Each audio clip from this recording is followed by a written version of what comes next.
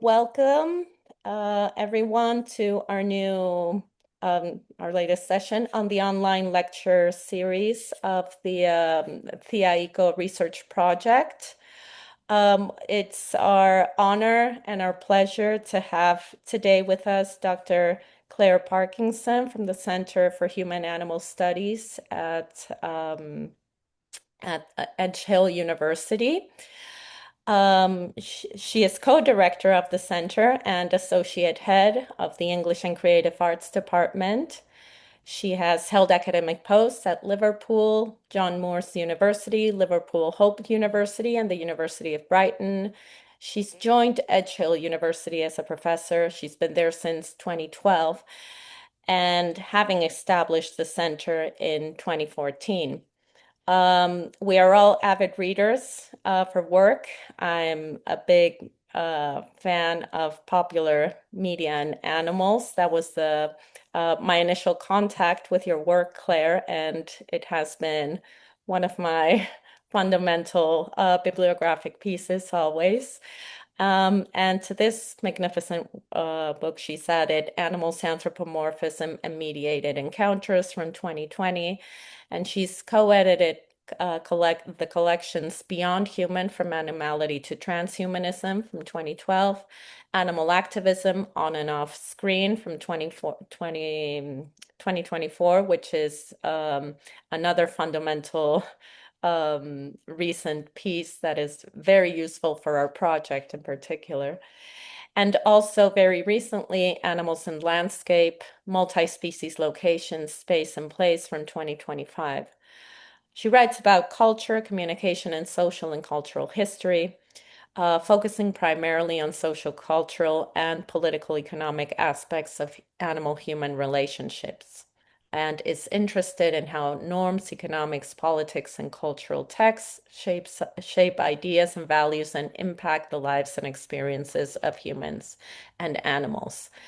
Her recent work as a principal investigator have been two AHRC-funded projects of multi-species methodologies and landscapes, and another research on public perceptions of dangerous dogs, which I'm sure is going to be connected to what she's going to be speaking about today.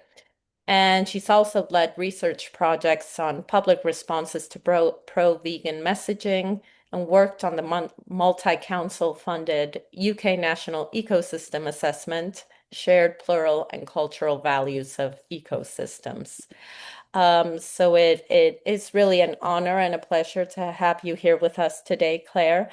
I know our project namely focuses on documentary film, but Claire today is going to be bringing in the visual perspective from a different type of angle with a talk that we're all very much looking forward to, titled Documenting Human-Dog Relations, Visual Methods, and Everyday Practices. The floor is yours, Claire, and I'll be quiet now. And thank you so much for joining us for this series. Thanks, Claudia. Thank you for that. Thanks for that introduction. And thank you for the invitation to speak today.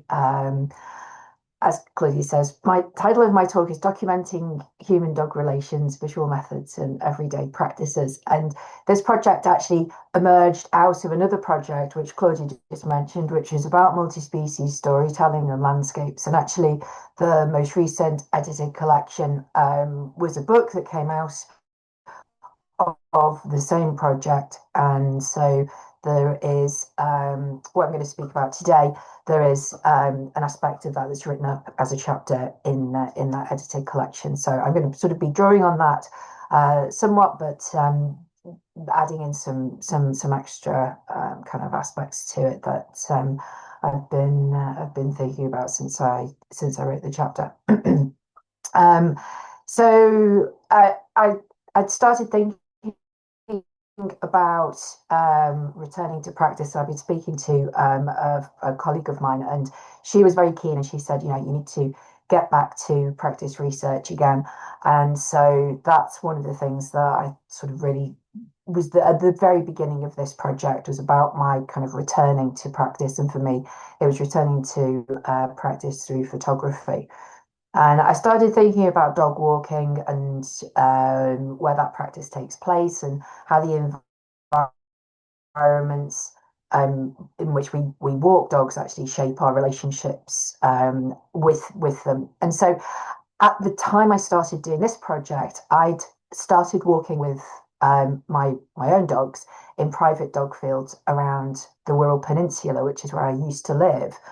And I thought those were really interesting spaces. And as I sort of discovered, as I looked into them a little more, I found that they were a very new, but they were a very fast growing form of landscape use that had been developed from a set of quite specific political, economic, social, and cultural contexts.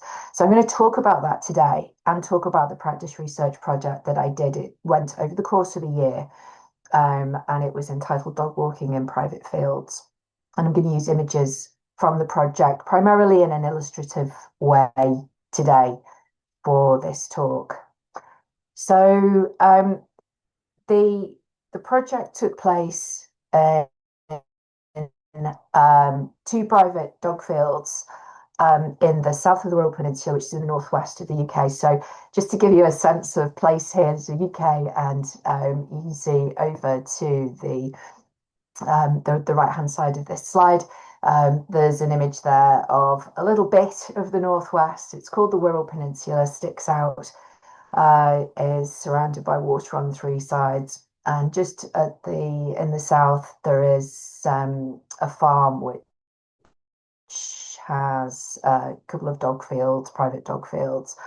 And so that's where the project took place. And I'll just give you a little closer view here of the two dog fields. So the one with the dash with the broken line around it, that's a sort of very open and slightly sloped grass area. The one with the solid line around it is actually a former Christmas tree field. So it was a field that was used for growing trees for the Christmas market. And so that's why you can see there's these very regular pathways between the groups of trees, and you can see sort of how regulated the space actually is. So it's actually that field, the forest field, the one with the solid red line around it. That's the one where this project took place. Although I did walk in the other field as well, but the main project took place in this field, which was marketed and called Forest Field. And as I say, you can see how regular the pathways are in this particular space. And if you're on the ground, you can see here the trees are in these they're grouped together very closely in these sort of long with long sort of grass pathways in between them. So it's clear from the ground and from that sort of top-down Google Earth type of view that this is a very highly managed type of landscape. So this is the field where the project took place, or part of it, a little glimpse of it. So what are private dog fields? Well, it's something that we're seeing in the UK at the moment, and it's an interesting shift in how people walk their dogs. Most dogs live in urban areas, and that means that a typical walk usually involves meeting other people or other dogs, and this kind of unpredictability of public spaces. So what private dog fields offer is something very different. So for a fee, you pay for booking a field for either half an hour or an hour usually. It's a fenced green space, and the guarantee is that you're not going to meet anybody else. So you have complete private use of that field for the amount of time that you've booked it for, an hour or half an hour. And for a lot of people who live with canine companions, especially if those companions are nervous or reactive, or perhaps they're what we think are restricted breed dogs, this sort of environment is very appealing. And actually, the number of fields in the UK has grown very rapidly. So there are only a handful, really just a few hundred or so 10 years ago, and now there's over 1,200 in the UK. And the expansion of this kind of dog walking field is very closely tied to wider social and economic changes. And we can pinpoint where the expansion really happens. So it happens after Brexit in 2017 when the UK left the EU, and UK farmers lost the EU subsidies that they'd had and they had to diversify. And so converting farmland into rentable dog fields became a very viable option for them. And the popularity of dog fields was also reflected through broader public anxieties, things like the pandemic concerns about safe outdoor spaces. So around 2020, 2021. And then more recently, the highly publicised public concerns about dangerous dogs. So private dog fields sit at this really interesting intersection of shifting human canine relationships within this neoliberal context in which we see more and more landscape spaces becoming pay to access. So the fields themselves are very carefully designed and managed. They're usually rural, fenced up to around 6 feet high, and they're equipped with things like waste bins for dog waste. Sometimes you have seating for people, and the forest field here had the picnic bench seating right in the very center of it, which you could go and sit at. And the red bins that you can see in these images, they're the dog waste bins. Some of the fields have water supplies. You can fill up water for the dogs. Sometimes they have agility equipment. They look natural, these sorts of spaces, but they're actually very structured environments. So they give dogs the chance to run off lead with a level of freedom that a lot of urban dogs would rarely experience, but the freedom is highly managed. And from a critical animal studies perspective, there's certainly a tension there. On one hand, private dog fields emerge directly from neoliberal logics. They monetize access to space. They privilege those who can afford to drive to them and to book them. And in addition, they exclude other animals by design. So this is one of the fences that runs all the way around the perimeter of the private dog field that I walked in, where the project took place. And you can see here, it's what's called stock-proof fencing, and then there's a line of barbed wire along the top. And this kind of fencing is designed to keep dogs safely inside, but it also keeps free roaming individuals such as hares, rabbits, badgers, deer out. So in this sense, the fields reinforce a kind of speciesism and a class-based form of access. On the other hand, though, these spaces also offer species-specific benefits. So for dogs who are anxious and reactive, or dogs who are recovering from illness, or those dogs who are under UK law legally required to be muzzled and kept on leads in public spaces, these private fields provide really meaningful opportunities for them, so they can run around, they can sniff, they can explore, they can go off lead, and they can choose their own pace and direction without sort of the degrees of stress that they might do in public areas. And public fields can also improve the emotional experience of humans who find maybe walking in public spaces with their canine companions to be quite overwhelming or potentially risky. So the fields are undeniably shaped by neoliberal forces, but at the same time, they carve out these pockets of multi-species well-being that many dogs wouldn't otherwise have. And what this tells us is that neoliberal landscapes aren't uniform in their effects, so they can restrict and enable at the same time. So the dog fields are commodified and they're enclosed and exclusive. They're all of those things, but they also create spaces where dogs can enjoy degrees of agency that they might not have elsewhere. And so what I find particularly interesting is how these dog fields highlight the complicated ways in which that sort of freedom, control, and care are negotiated in contemporary human-animal relationships.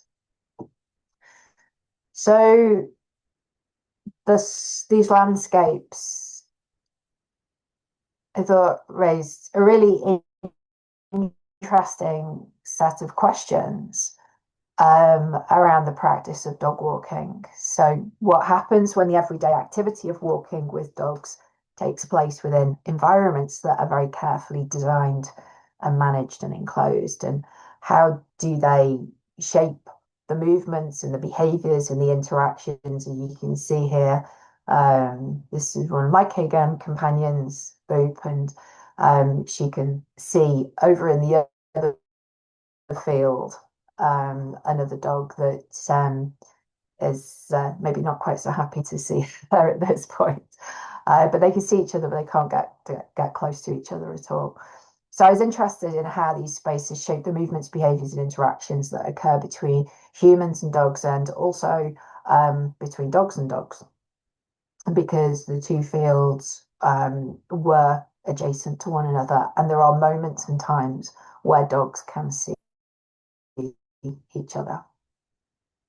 So the research for this project was guided by a set of related questions, and I'm going to move now to a slightly more scripted version of this talk. So I'm going to let you know about the research questions. So some of the research questions: how does dog walking change when it takes place in managed landscapes, such as private dog fields?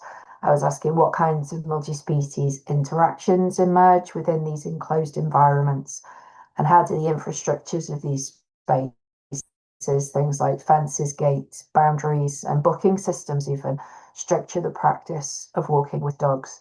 And then how might photographic practice help to reflect on and analyse these everyday multi-species encounters?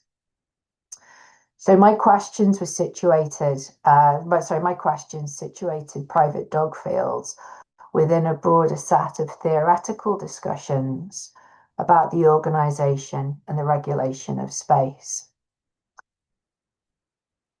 So space is not simply a neutral container for social activity, but, and as I explained at the top of this talk, when I was talking about the development of these spaces kind of post-2017 and post-Brexit, so space is something that's actively produced through social, political, and economic processes.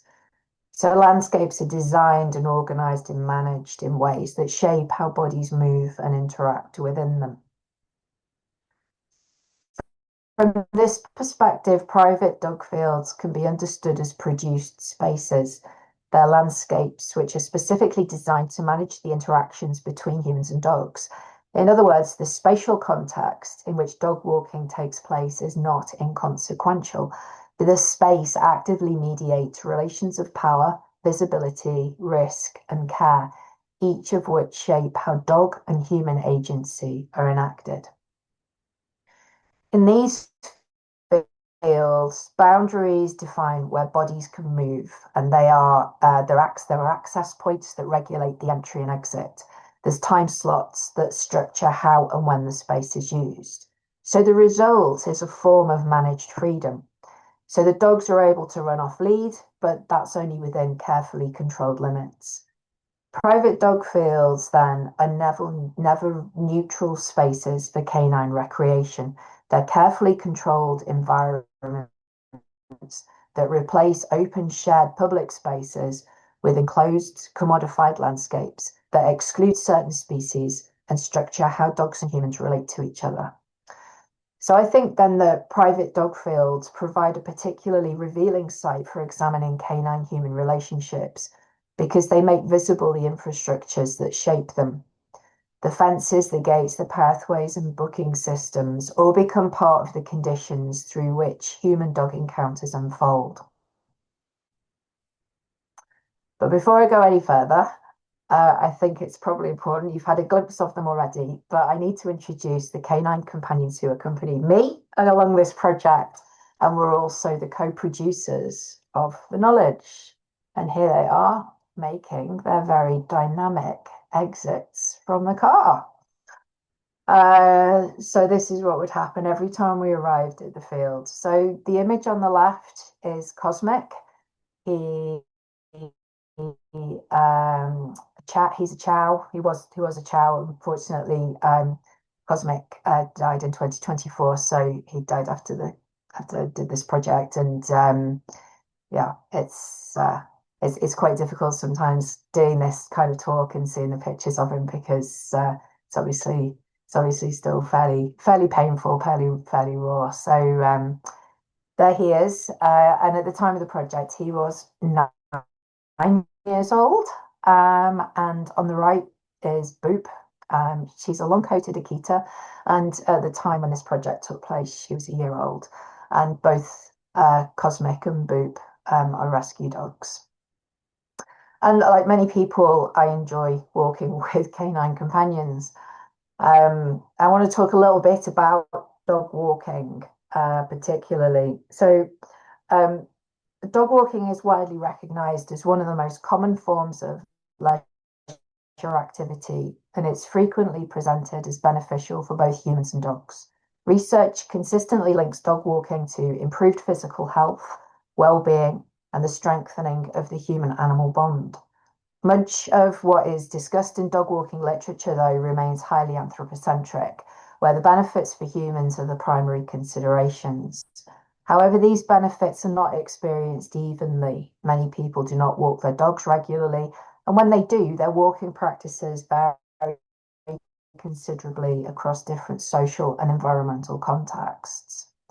So there are different types of walks. There's a helpful distinction from the studies by Carrie Westgarth et al., which is made between functional and recreational dog walks. So functional walks tend to be close to home, they're short, and they're motivated by obligation. So that's usually simply just ensuring the dog can go to the toilet, for example.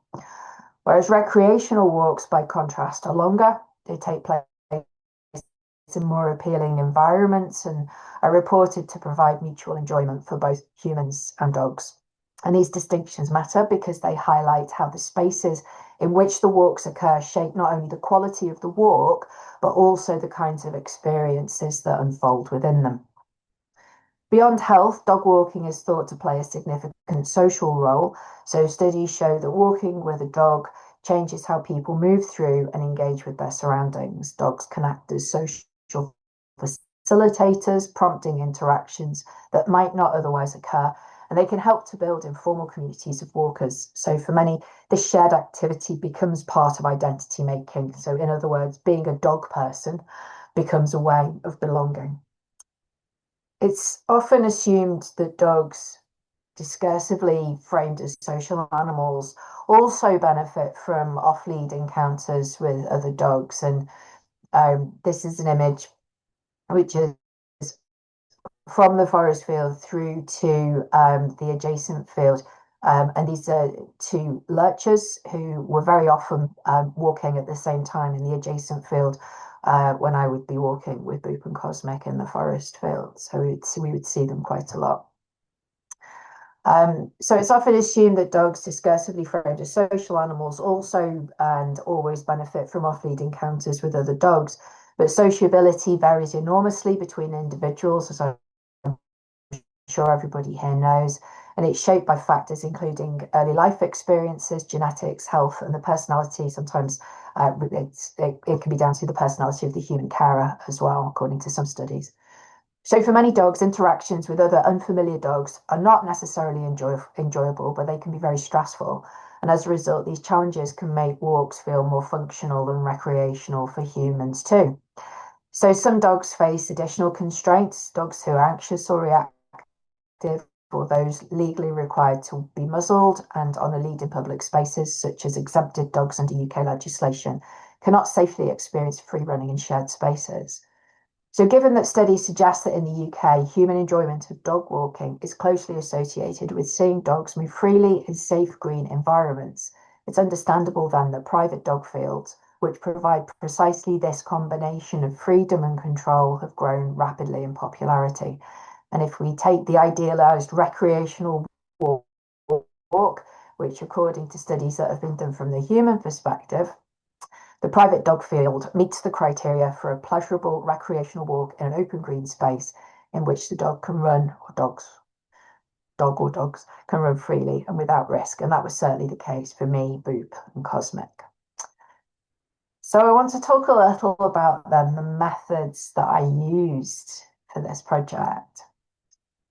So for this project, I adopted a practice-based research approach, and practice-based research treats creative practice as a form of inquiry in its own right. In this way, knowledge can emerge through processes of making, doing, and reflecting.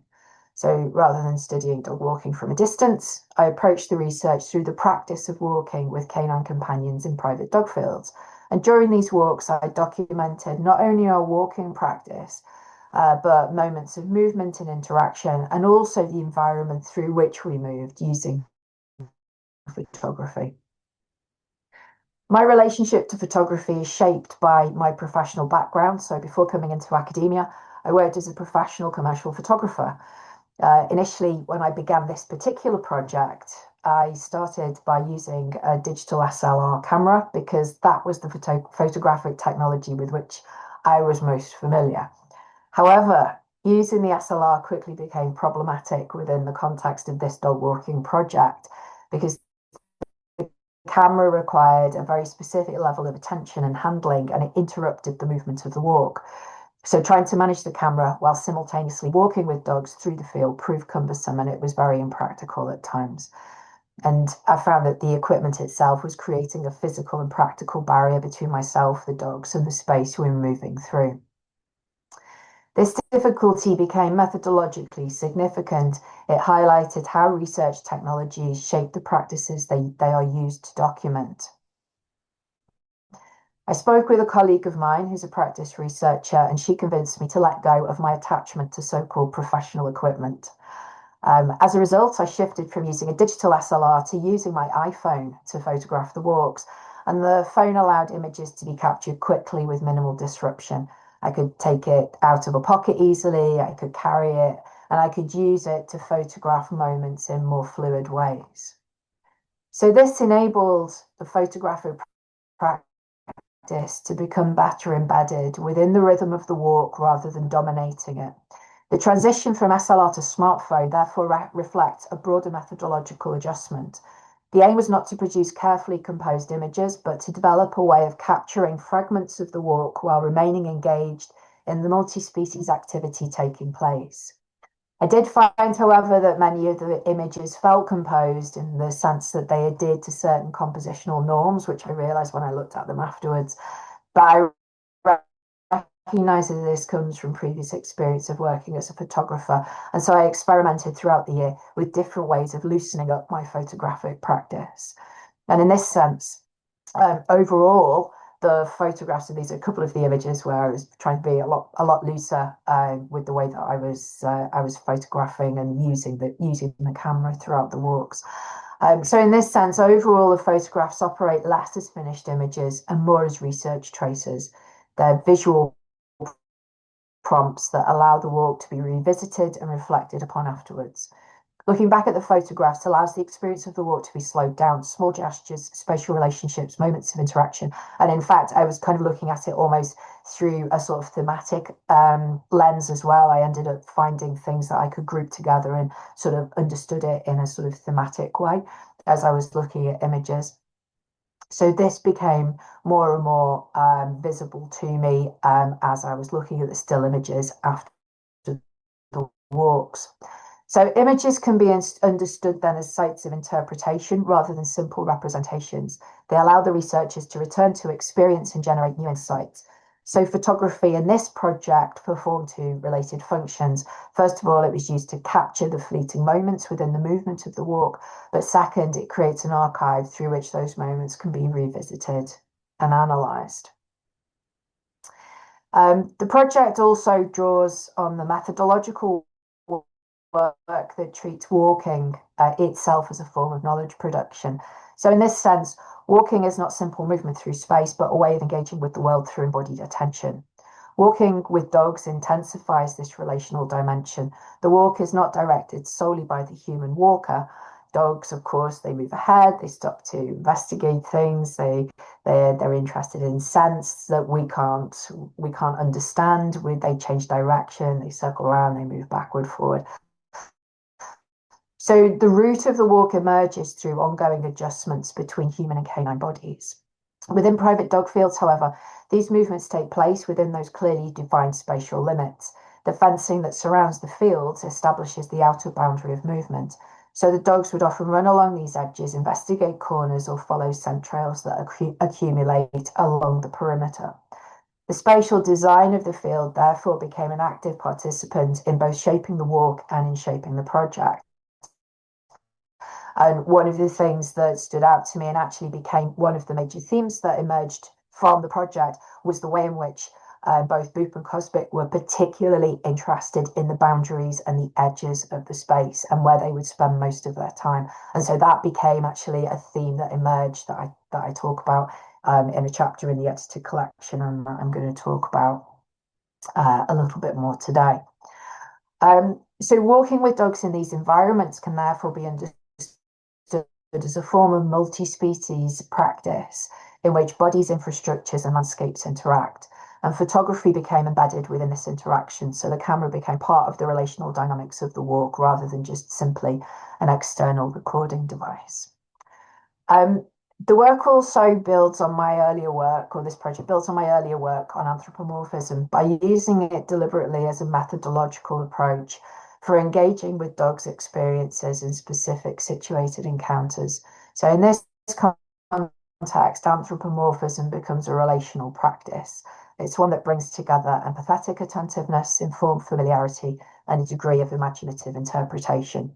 So it involved paying close embodied attention to the dog's affective cues, to their changes in posture, pace, direction, and overall orientation, all understood through the lens of long-term cohabitation and shared everyday routines. And of course, this approach comes with methodological challenges. I don't dispute that. It remains speculative. It's always at risk of misunderstanding or projecting my human concepts onto non-human animal experience. And rather than trying to eliminate these risks, the method acknowledges them and works with them, grounding interpretive possibilities in the knowledge that develops through daily life with dogs. Familiarity doesn't offer certainty, but it does create the conditions in which imagination can be used responsibly and reflexively. So my aim is not to claim access to a dog's inner world, but to use imagination as a tentative, situated way of narrating canine agency and experience. Understood this way, anthropomorphism becomes a form of relational ethics, a responsive way of engaging that recognizes interspecies intimacy while staying mindful of its epistemic boundaries. As I've argued elsewhere, this methodological stance aligns with a feminist ethics of care that foregrounds attentiveness, responsibility, and responsiveness to animal agency. So I want to give you a kind of sense of what happened on a usual walk, which in and of itself suggests that we three had very quickly fallen into repeated patterns during our walking practice, which became very interesting to me because those patterns were then part of kind of like this sort of thematic analysis that I ended up using and applying to the images. So you saw Boop and Cosmic emerging from the car, and once the car doors open, Boop and Cosmic had leap out together before quickly diverging. Boop always moved straight towards the double fence boundary that separated the woodland section from the neighbouring grass field. Her movements were always sharp and purposeful. She paced the perimeter, always scanning for the possible presence of other dogs, sometimes responding to real signs, sometimes maybe imagined ones. Cosmic, by contrast, always slipped quietly into the tree line. His progress was slower, it was almost meditative. He always had his nose close to the ground. He was following scent trails that were left by earlier canine, maybe not so canine visitors, there were obviously other animals that would pass through the fields. But their different ways of entering the field illustrates their distinct sensory and affective ways of meeting the world that emerge from their species specific capacities and also from cultivated relationships. And this is also a moment where feminist care ethics helps illuminate what is happening between us. If we understand care not simply as emotion, but as an ongoing situated practice of attending to and become affected by others, then these first few minutes in the field reveal how care is enacted through movement, pace, and reciprocal understanding. So my task was not to direct the dogs, but to stay responsive to the ways they move. Their behaviours ask something of me. They ask me to slow down, to watch closely, to acknowledge their concerns and excitements as meaningful. So care here is not a one-way human responsibility. It's a shared, negotiated practice. And the field became a space where our trajectories tangle, where my interpretations of safety, their interpretations of the environment, and the material constraints of the fence landscape all interact. Rather than imagining myself as a calm observer of canine behaviour, feminist care ethics reminds me that I'm fully implicated. My attention, my history with these dogs, my bodily presence all help shape the unfolding relations. Canine agency is relational and situational, emerging through specific encounters, environments, and interspecies relationships. So rather than residing in a stable capacity within an individual dog. So in this sense, agency is not an inherent property of a discrete being, but it's produced through the relational and affective interactions that take place between them. In line with this conceptualization, Wlodarczak's analysis of dog park activism in Poland suggests that canine agency operates through a hybrid human-canine dyad that is, quote, neither fully canine nor purely human. In this project, the dynamic involved a multi-species group, Boop, Cosmic, and myself, rather than a dyad, yet the broader point remains relevant. Agency materializes through interdependence. An anthropocentric understanding of agency tends to frame it as intentional, visible, resistant action, which is recognizable within human interpretive frameworks. By contrast, a critical animal studies perspective positions agency as contextual, relational, and distributed, while also acknowledging that it is always exercised within conditions structured and constrained by human control. So as a result, distributed agency does not imply unbounded freedom. Erica Cudworth illustrates this in her study of everyday life with companion dogs, noting that while they are, quote, gentle and emotional, the agency they're able to express is highly limited. Similarly, Wlodarczak emphasizes that although canine agency is emergent and relational, it nonetheless depends on the social and cultural context established by humans. So in other words, while dogs do navigate spaces and enact forms of influence, the possibilities for their actions are shaped and ultimately delimited by human decisions, designs, and management practices. So Boop's perimeter work, for example, is not simply instinct or vigilance. It's a form of agency expressed through her particular history, temperament, and embodied sensitivities. So her scanning is an interpretive act. It's her way of reading the field, anticipating encounters, and engaging with what matters to her along the margins. At times, this agency is oriented relationally toward me. At other moments, particularly when another dog appears, as in this moment here, where she's running the fence with one of the lurchers and that's in the opposite field. So particularly when another dog appears in the adjoining field, her attention shifts entirely away from our shared practice. In these encounters, she is wholly absorbed in the intercanine exchange across the fence line, responding to the other dog's movements and vocalizations, disregarding my presence completely.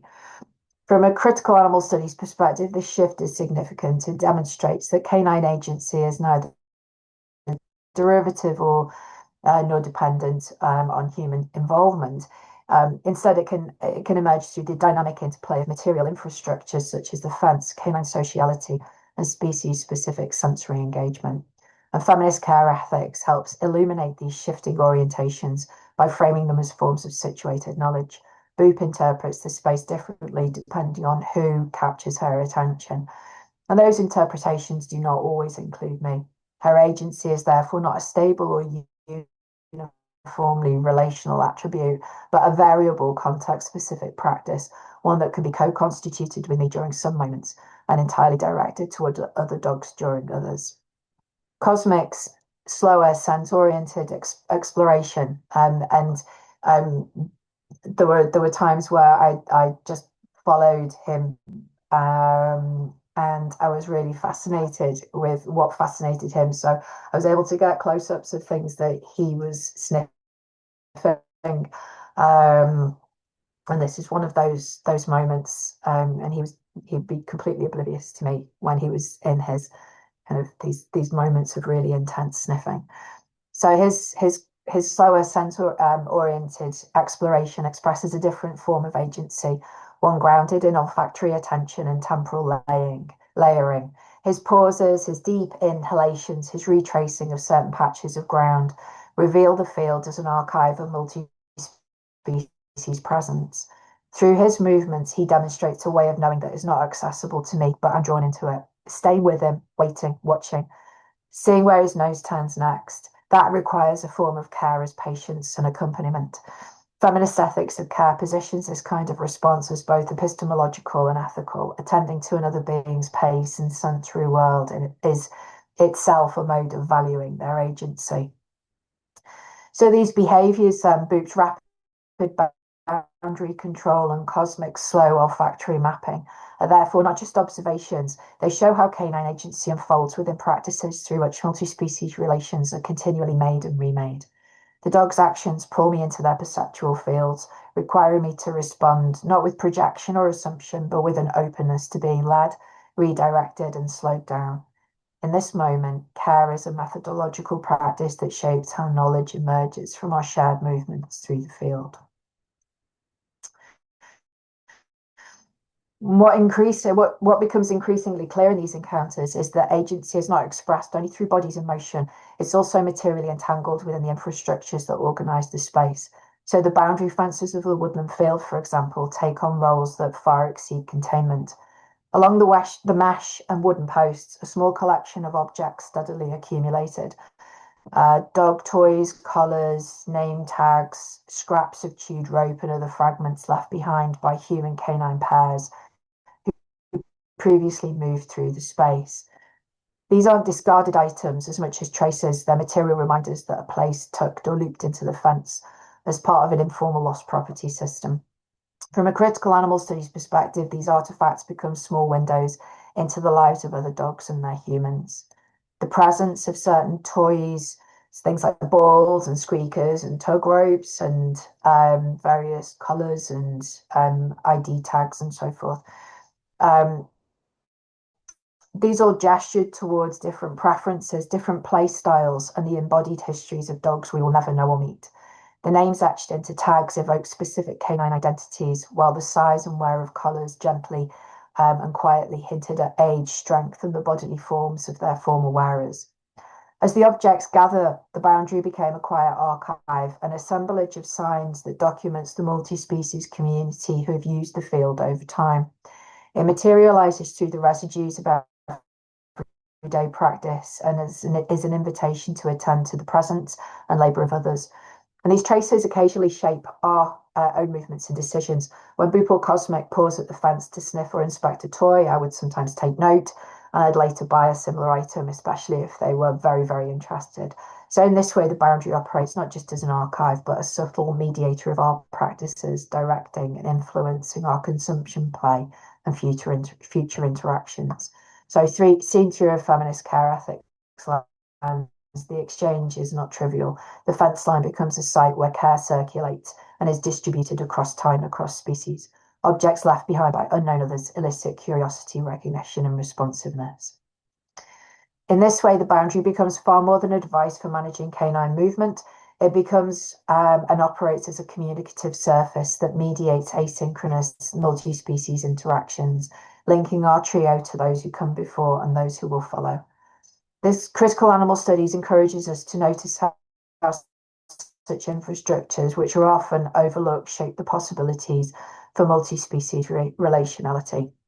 So this landscape, which was once highly bounded, privately accessed, is actually saturated with residual sociability, and the traces that cling to the fence extend the temporality of each visit, drawing us into longer histories of the place and situating our actions within a network of more than human presences. So this boundary isn't static or inert. For all three of us, Boot, Cosmic, and myself, it became an active site of meaning making, layered with signs that invite interpretation, projection, and sometimes imitation. This is where feminist care ethics and critical animal studies converge. The fence becomes both a material reminder of spatial control and a lively surface through which interspecies care, agency, and effect continue to circulate across time. So, in conclusion, taken together, the project demonstrates that private dog fields are far more than neutral backdrops for canine exercise. They're highly managed, materially bounded, and politically produced landscapes that shape how human-dog relations unfold.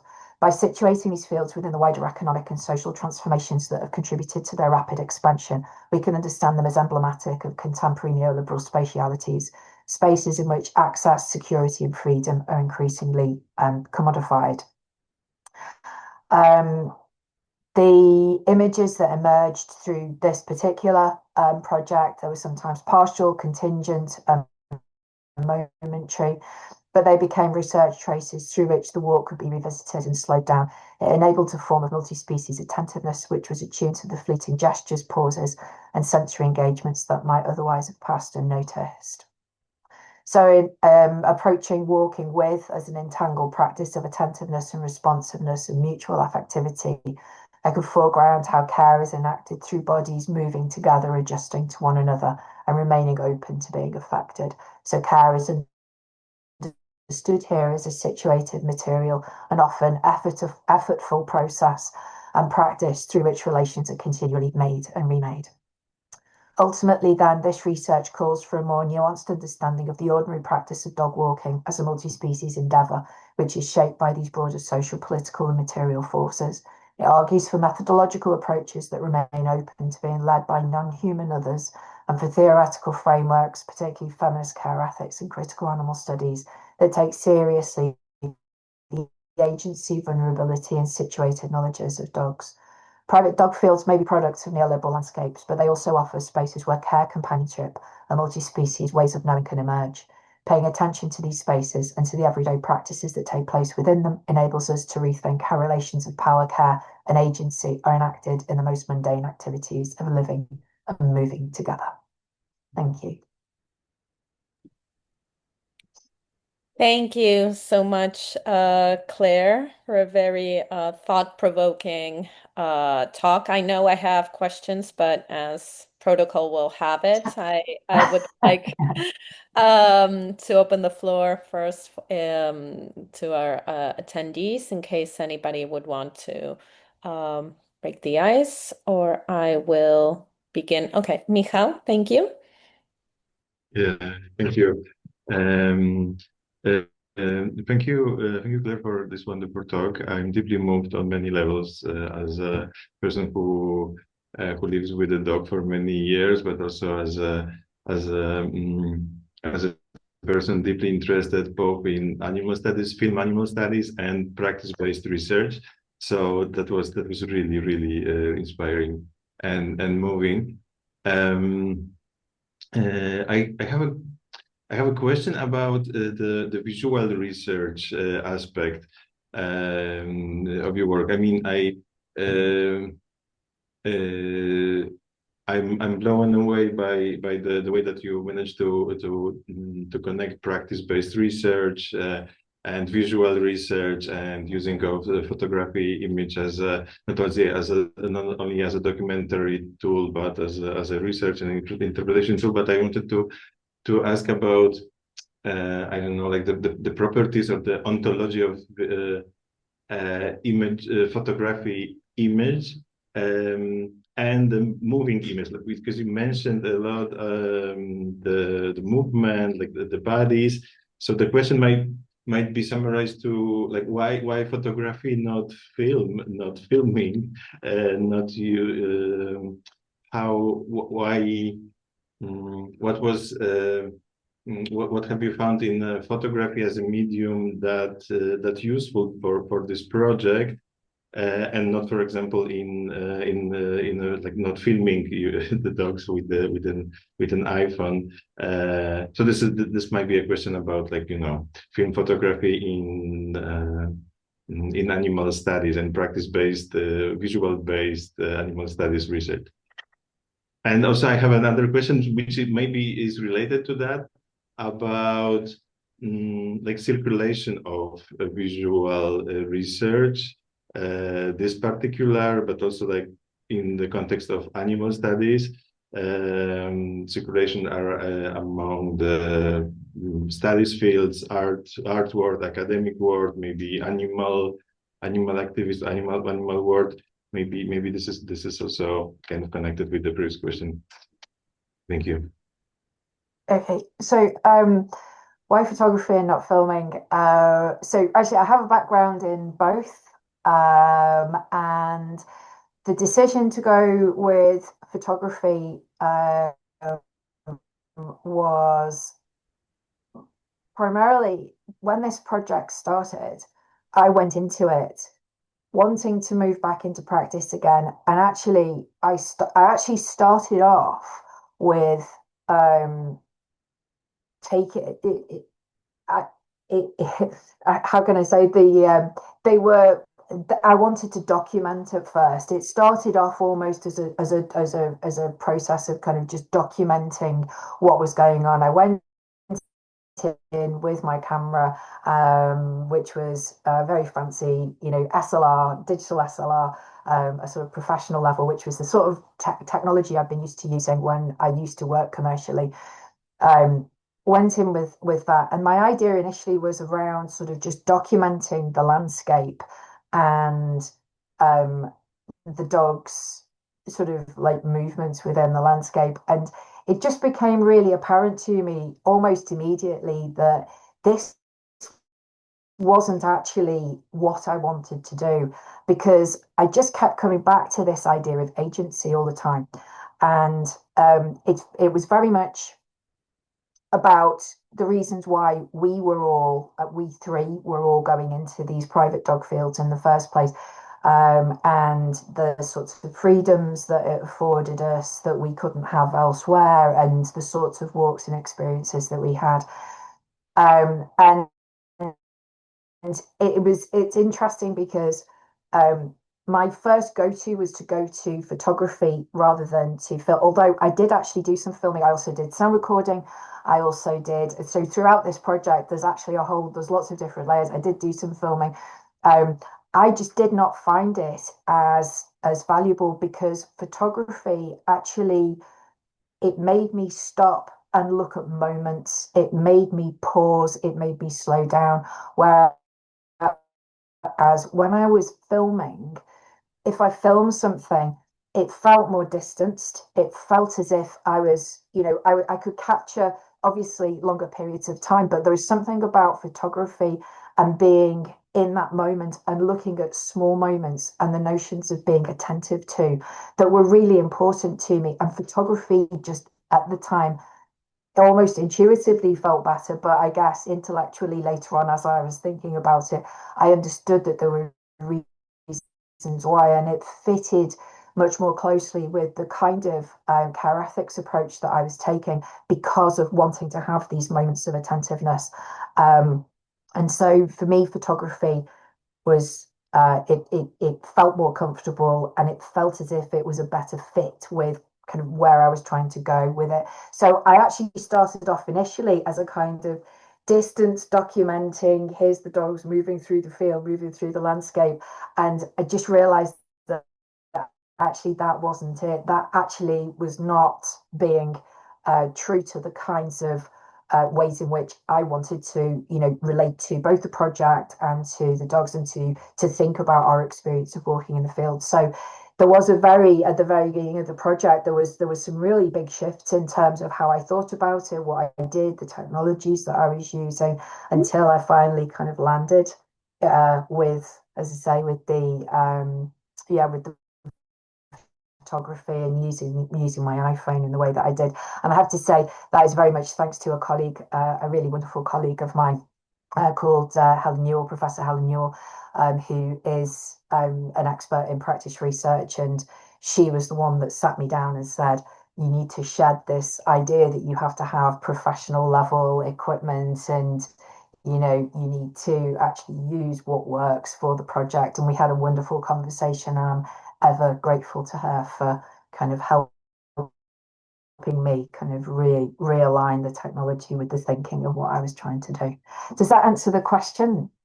Sorry, was there a second question? I'm not sure if I've answered the second it answers question. a lot, and it's very convincing. Thank you, and very interesting. Second question was about because I'm wrapping my head around a lot recently about the topic of like circulation of artistic research, because I'm I'm a guest editor of a journal on artistic research, and I'm literally right now thinking a lot about how should we present artistic research, which uses a lot, like many, lot of many tools, and lot of many, it comes from many fields, like yours also, like the work itself was a crucial part of the research, not only the visual part, and there is a methodology that often comes from many different fields as well. So how to present it, for example, in an online journal, to not make it like a text and plus documentation, for example. So, but also like here, this is our field of animal studies, so we have also the component of like people having relationship with animals, for example, as a potential like audience for the research, for example. So it's not only academical circulation and art circulation, but also like others. So I wonder how do you think about that? I know that there is an article with images from that project, but also I don't know, have you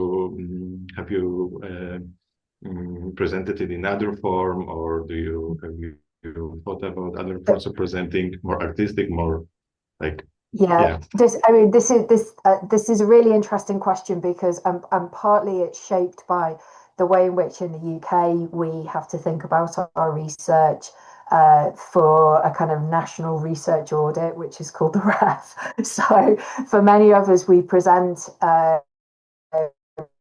practice research in different ways. So I have written it up as there's a book chapter with accompanying photographs. There's also I have a journal article which is out for review at the moment, which is again is talking about a very different aspect of the project. But alongside that, I am just in the process of creating an online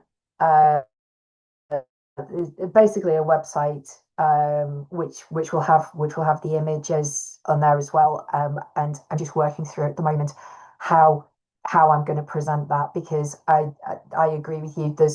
There's a lot of complicated questions around the extent to which we add text to our images and what that does and how we anchor them and so forth. So I'm thinking through that at the moment. So I don't have a really good answer to that, other than to say that I absolutely sympathize and I completely agree with you.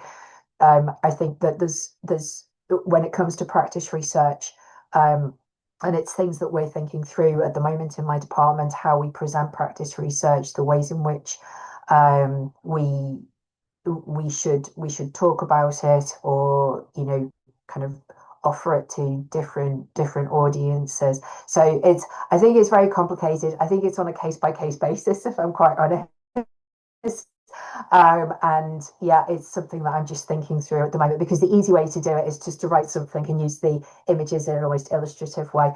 It becomes more complicated when I'm doing what I'm doing at the moment, which is setting up a website which will sort of be the home to a series of the images as well, and how those then, what those say and how those communicate and how they become meaningful without long degrees of text or me talking to anchor them. So yeah, I'm still thinking through that problem right now. And if you have any ideas, be happy to chat about them. Yeah, thank you. Thank you. Thank you, Michał. I don't know if there's any other question. Okay, so I'll take the opportunity. Thank you, Claire, for a brilliant talk and tying into what you were saying, how to reach out to an audience. I think I don't know how in practice that would be, but Michał himself, he brought up, as a person who walks, their companion dog, all of us the ones who make it a point to have I don't know how you named you mentioned functional walks, and then there was another term to Yeah, functional and recreational walks. Yeah. recreational walks, etc. They're not my terms. Sorry, just to say they're not my terms. They're Carrie Westgart's terms from her studies on dog walking. So just to Precisely. give proper acknowledgement for that. And but I think, or I should think that every one of us who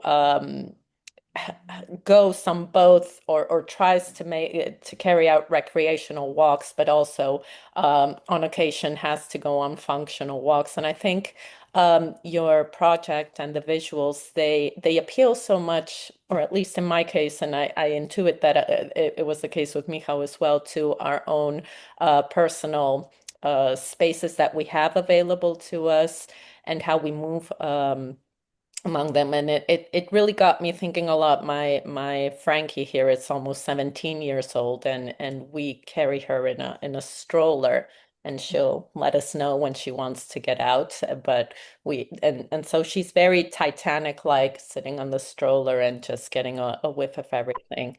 So as someone who has just visualized your beautiful pictures, and I think my very favorite is the one where you showed I think it was Cosmic, the profile then with the green on the back, and I think they're absolutely spectacular, and have a lot of potential to reach out to and make everyone think about their own personal experience and understanding of landscape per se.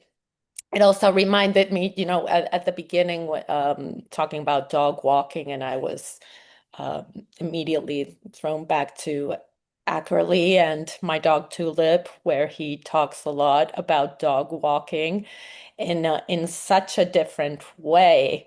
And it is so wonderful, to see how visually we can insist, or you can insist, on a sort of care ethics kind of approach that you very very articulately were explaining to us. My questions, it has a little bit more to do with or in line with what you were talking with Michał, a little bit with composite. I'm wondering what in terms of photography, because I was also thinking about the moving image, as Michał has said, and I brought to my mind that documentary Stray, and placing the camera on the dog and just following the free movement of the dogs in the city of Istanbul, or alleged freedom of movement and agency there. But that's moving image. I am wondering, you mentioned a lot the whole trying to get into the patience, or a different cadence when you're not, when that agency manifests itself in the sort of interaction between you and other species subjects. And I'm wondering what the dog, or those as a species and or as individuals, and you were very emphatic about making them individuals. If at the moment you're thinking about the pic, or finding the right moment for the picture, how they push you as an artist and as somebody who's, just looking right now at Cosmic, and all the pictures that you had, the eyes, and they're so eyes or movement or whatever, they're so full of life in there. And it's a cliche way of phrasing things, but I'm wondering individually and or as members of a different species, if what they demanded from you compositionally to try to reach or try to get visuals in that line. Of course, you have other types of pictures, that the archive part and the objects, and that's magnificent. But when, in trying to portray them themselves and how they experience the world and the time and the sniffing and how it creates a a different understanding of time, if they you know pushed you creatively to explore different compositional possibilities. I don't know if that makes sense. Yeah, Okay. it did because and you're absolutely right. I mean, they're individuals. They're my experience of being with them in these fields. It's entirely different, and for each one. And so, even though as a multi-species group, as the three of us, we moved together through the field. Actually, there was quite a lot of time where Boop and Cosmic go in completely different directions, and they're very different individuals. He was very focused on moving slowly and sniffing, and I could get quite close to him with a camera, and he would not be bothered about it at all. It would not phase him. He was so intent. He was quite happy for me to get close. I don't have I couldn't capture any similar kind of images of Boob because she did not she didn't interact with the environment in the same way, and she very rarely had these moments where she would stop and pause. And if I was to go that close to her when she was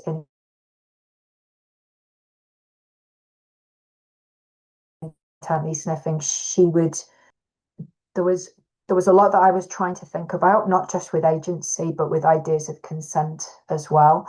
And so, if I felt that, for example, Cosmic was really comfortable with me getting close to him with, the camera and, actually kind of taking images, that was fine, and making images close to him, that was fine. Whereas Boop wasn't, where she would become distracted. And so that meant that the photography or me, the action of me taking an image, was actually interrupting her experience of the space and her sniffing. So a lot of the images you'll see of her are actually more distanced because that was the way in which she was comfortable with me, and that I wasn't interrupting her experience of the walk. So I was not only trying to be attentive to, but I was trying to as well integrate some ideas around consent in there as well, and the ways in which there's a really great book by Erin Jones which is called Constricting Canine Consent, and it's really fascinating to read. And so um, I actually read it after I had done the project, and then I was reflecting on the ways in which I kind of understood. I wasn't necessarily articulating at the time of this is about necessarily canine consent, but this was about me um, wanting to ensure that not only was I attentive to them and what they were interested in, and thinking about their making of meaning and what their meaning making experiences when they were in the field, but also that I wasn't interrupting those. I wasn't causing them to sort of move away. So there was like a sense of me thinking through ideas of consent, although at that time I wasn't necessarily articulating it. So I'm kind of post-rationalizing it, and that was from reading afterwards, reading Erin Jones's book on constructing canine consent, and that's made me think much more about it and my practice and what I was doing. But in terms of kind of composing images, I was trying, there's a lot of time where I'm actually, I try to kind of free things up a lot more. And so I tried lots and lots of different techniques for freeing up the way that I was actually using the camera, and also the levels at which I use the camera. So it's one of the reasons why the very first shot you'll see I'm actually down on ground level. And this was where I was with Cosmic, and I was trying to understand and look at, because all I can do is look at the things that he was so intently sniffing. And I was trying to be at that level and to kind of treat with the same level of visual attentiveness the things that for him had kind of olfactory importance. But it's so there's all these difficulties about trying to translate as well into kind of a visual language what dogs are doing, where especially with a dog like Cosmic, who was absolutely so involved in the smell-based version of the world. That was sort of really complicated. I have absolutely tons and tons of images of things that he sniffed. And just looking at the things that he sniffed and understanding, actually seeing those boundaries and thinking that these images actually represent the limits and the limitations of my sensory world and how I can never really be in his sensory world. So those images, even though they probably visually don't show very much other than his images of different bits of sort of grass and vegetation and so forth, actually together they represent something which is really important about our sensory worlds and the ways in which we can we don't have access to the kinds of olfactory layering that he clearly was enjoying and getting pleasure from. So yeah, I'm not sure if I'm quite answering the question here. Thank you. Oh, there we are. I think thank you for explaining that. We have time for one more question. Belen, you go ahead. Yes, thank you so much, Claire. I really, really enjoyed your talk. I find it amazing how you brought your creative practice into your research as well. So my question sits somewhere in between Claudia's and Michael's.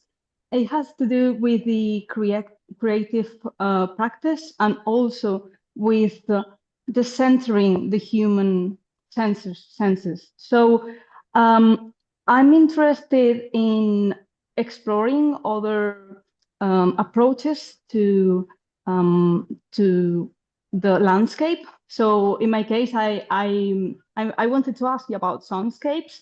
You said, if I'm not wrong, that you made some recordings of and I wanted to ask you, was there any method? How was the experience? Are you planning on to incorporate that into your research?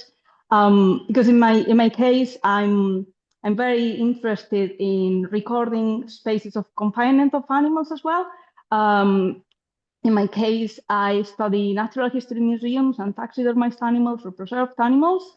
And I try to decenter the site and explore the soundscapes and the sounds recording, try to think about more than human ways of approaching these spaces and these relationships. Thank you. Yeah, thank you for this question. And again, it goes back to what I was saying about these difficulties in using something like photography, which clearly is, a visual medium, and trying to think about and explore a sensory world that goes so far beyond the visual, and in a way thinking about kind of like the failures, and so one of the other parts of the project that I do is about distributed agency and about kind of sensory failure, human sensory failure. So that actually is another part of the project that I have actually explored. I did record sound. In fact, just to say, I did some video, I recorded soundscapes while I was there. And I also, another thing that I did was I put GPS trackers on both of the dogs and then recorded their movements around the space. And one of the things that I was thinking about was actually creating an installation so that I could explain in a different way the space. So possibly, yes, if I can kind of move this work into creating the installation. I'm just working on the website part of it at the moment.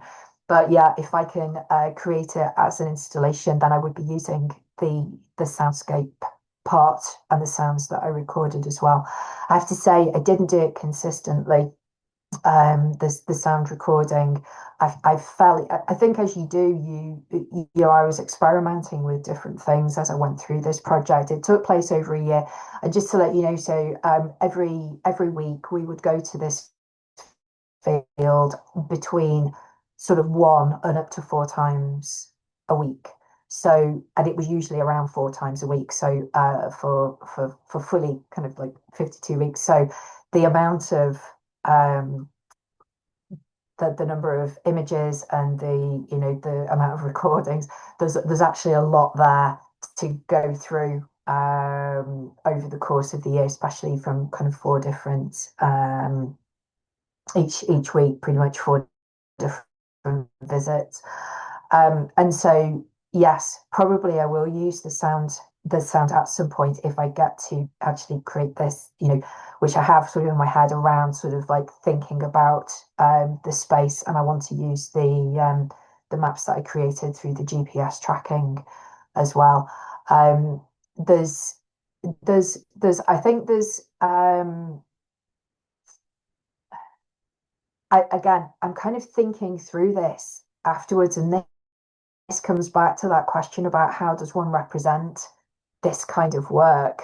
And one of the things that I've found is that, I mean, certainly for me, looking at the images, as I said, I actually started doing almost something that was like a thematic analysis. I started seeing patterns in the images. I started realizing things that I'd not even thought about before. For example, about the extent to which, the both Cosmic and Boot used the edges of the film much more than they used the center. And that was something that when I did the GPS tracking, it was really interesting to see their movements, because one of the things that I did throughout all of our visits was they were just free to move. I say free, and I put that in scare quotes.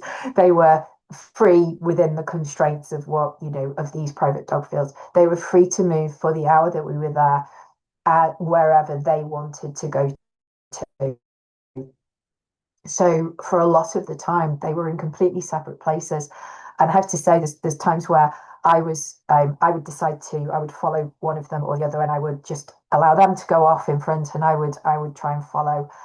And a lot of the time, it was impossible, because even though it might not look at the trees that are there, they actually have grown very, very thick, and there's a lot of bramble on the floor, and it was actually very difficult sometimes to try and follow them, even when they would go through these sort of areas where the trees grew.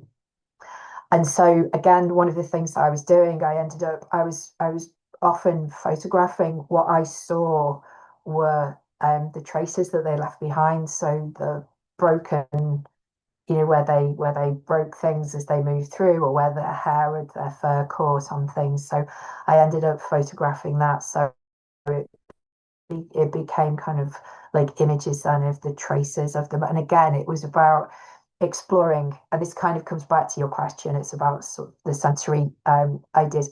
There's a lot which is to do with me exploring my failure and my inability and my limitations as a human to enter into their world fully, and to understand their world fully, and to experience their world fully. So yeah, it was important that I used photography, but the sounds part of it Yeah, probably will use it at some point, but I have plans, yes, to create an installation, and that's where I'll probably use it. Sorry, that was a very roundabout way of answering your question. It was really interesting though, but thank you for the question. Thank you so much. Thank you, Belen, and thank you, Claire. And we look forward to seeing how that installation will be put together, which is wonderful. Thank you. Thank you so much. So yeah, thank you, Claire, because we've had you quite over time, but it's a really fascinating topic. And again, thank you for making time for us and being part of the series. And we're going to keep track of how this project further develops and keep working on practice theory, practice-based research, which is, of course, an area of interest for all of us. So thank you. Thank you so much for your wonderful talk. Oh, thank you. Thanks, Claudia. Thank you, everybody. Thank you for your great questions as well. Thank you.